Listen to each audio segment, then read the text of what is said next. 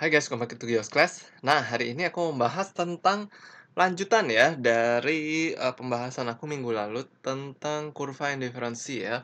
Nah, ini tentang mencari quantity X dan quantity Y dari income yang diberikan dengan harga yang diberikan ya. Nah, ya minggu lalu aku udah ngebahas cara-cara mencari quantity X dan Y ya. Nah, hari ini aku akan membahas tentang efek dari income dan efek substitusi ya, terhadap perubahan harga dari barang X gitu ya. Jadi kalau barang X-nya harganya bisa turun, apakah yang terjadi dengan, jumlah kuantitas barangnya, gitu ya. Sekarang kita mau coba ya, misalkan kita turunkan ya harganya yang X ini misalkan ini kan $9 ya, kita turunkan menjadi $4 ya. Oke, nah apa yang akan terjadi terhadap, kuantitas dari barang X ya? Nah, sebenarnya cara carinya sih sama ya kayak kemarin lagi, yaitu kita masukin ke rumus ya. Nah, kita masukin ke rumus I sama dengan PX kali X tambah PY kali Y gitu ya. Nah, lalu kita masukin lagi dengan PX yang baru ya, 4X tambah, PY-nya 1, Y-nya Y. Nah, I-nya tetap ya. Nah, income-nya di sini tetap 72 ya. Nah, lalu kita masukkan ke rumus yang satunya untuk mendapatkan, persamaan yang satunya ya, sehingga kita bisa masukin ke persamaan yang ini. Oke, nah ini persamaannya adalah MUX ya. MUX per MUY sama dengan PX per PY. Nah, kemarin udah di-solve juga ya, udah dikerjain MUX-nya itu adalah X karena turunan pertama dari fungsi X, Y. Turunan pertama terhadap X ya. Jadi Y-nya dianggap, konstan. Sorry ini, bukan X, MUX-nya adalah Y ya, MUX adalah Y.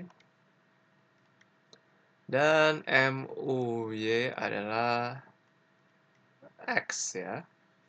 Nah, lalu kita masukkan ke dalam persamaan ini ya. Jadi Y per X sama dengan 4/1. Y sama dengan 4X ya.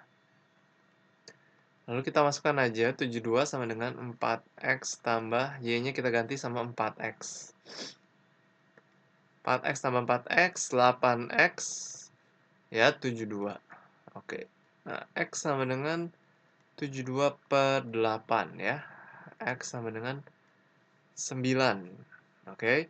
Nah, kemarin kita mendapatkan bahwa, pada awal mulanya sebelum harganya berubah jadi 4, dia X dan Y-nya, jumlah kuantiti X dan Y-nya itu adalah X-nya 4 dan Y-nya 36 ya. Nah, tapi sekarang pada saat harga X berubah ya, turun dari 9 ke 4, maka kita bisa membeli barang X ini lebih banyak ya. Bisa membeli 9 yang tadinya kita cuma bisa membeli 4. Oke. Nah, lalu sekarang kita, coba cari Y-nya ya, Y-nya tetap sama ya. Y-nya 4 kali X yaitu 9, Y-nya adalah 36. Jadinya X 9, Y-nya 36 ya, Y-nya tidak berubah, tapi hanya X-nya aja yang berubah ya. Nah, kita akan melihat ini, oke aku turunin sedikit deh ya. Nah, lalu sekarang kita mau pakai cara yang satunya ya. Nah, di sini kita lihat bahwa ini tuh, dia dengan income yang sama, dia bisa membeli barang X lebih banyak gitu ya. Nah, tapi total utility-nya atau total kepuasannya itu berbeda dengan yang pertama ya. Jadi ini anggap aja ini yang quantity pertama, Ini quantity kedua ya, gitu. Nah, dengan quantity yang pertama ini ya, nah ini total utility-nya kalau misalnya kita cari ya, kita masukin aja ke rumus ini, X kali Y, 4 kali 36, itu adalah 144 ya. Nah, ini adalah utility yang pertama dengan quantity dan X dan Y yang pertama ya.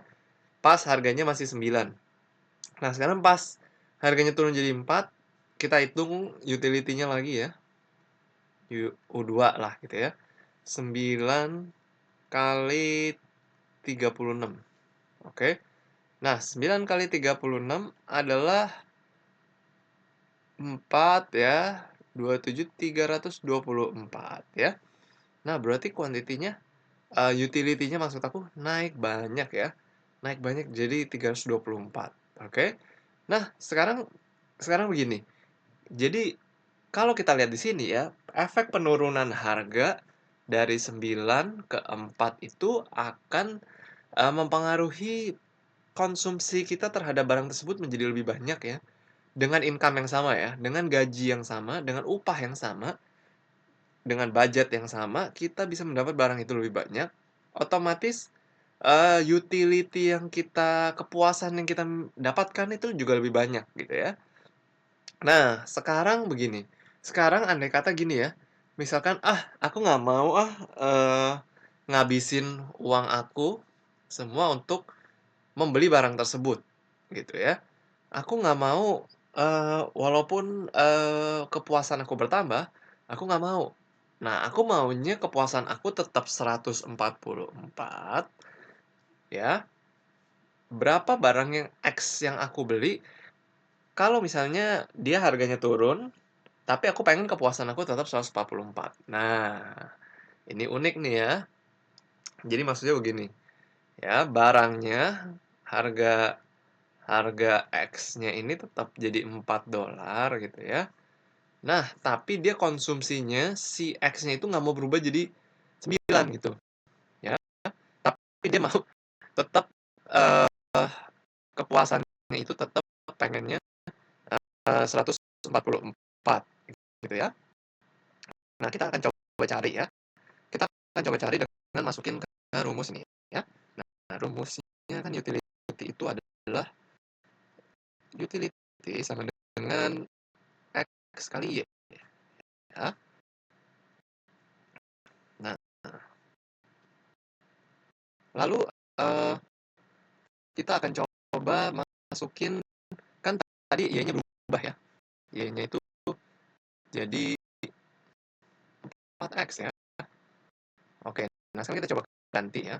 Nah, utility-nya itu 144, eee, X kali Y-nya adalah 4X. X kali 4X adalah 4X kuadrat. Oke, 144 ya. Nah, ini kita cari X-nya ya. 144 dibagi 4, X kuadrat ya. 144 bagi 4 adalah 36, jadi X kuadrat. Nah, X-nya adalah akar dari 36 ya. Jadi X adalah 6 ya. Nah, jadinya, eee, ketika dia nggak mau, eee, ketika dia nggak mau mengubah ya, mengubah X-nya, X-nya menjadi 9, katanya kebanyakan ya X-nya 9 kepuasannya terlalu tinggi, dia nggak mau, dia mau tetap X-nya 144 aja. Ya udah, karena seperti itu dia cukup membeli barang 6 aja, gitu ya. Oke, nah jadi seperti itu ya. Nah, sekarang kita mau menghitung efek substitution effect ya.